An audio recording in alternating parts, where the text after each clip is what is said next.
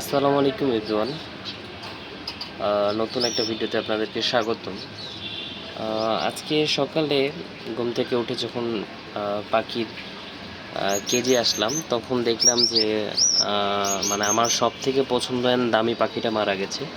সেটা হচ্ছে এই যে সিলভার।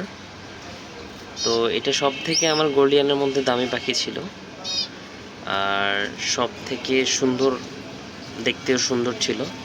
তো দেখলাম পাখির খাঁচার মধ্যে পাখাটা আটকাই গেছিল, এই পাখাটা ভিতরে ঢুকেছিল।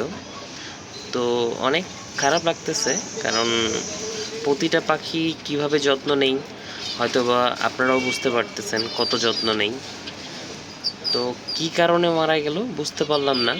মানে অসুস্থ থাকলে হয়তোবা বুঝতে পারতাম যে না, অসুস্থ ছিল।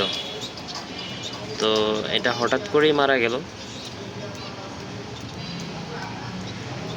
এমন তো না যে কয়েকদিন ধরে অসুস্থ, দেন ওর চিকিৎসা করতে আমি পারি নাই, বা এমন হয়েছে যে কোনো মেডিসিন দিতে ভুলে গেছি বা মেডিসিন ঠিকমতো দেওয়া হয়নি, এমনটা কিন্তু না। হঠাৎ করেই দেখলাম যে সকালে ঘুম থেকে ডানা আটকাই গেছে, তো মারা গেছে। খারাপ লাগতেছে, কারণ এত সুন্দর একটা পাখি, সুস্থ পাখি মারা গেলে তো খারাপ লাগবেই। ধন্যবাদ আপনাদেরকে ভিডিওটা দেখার জন্য।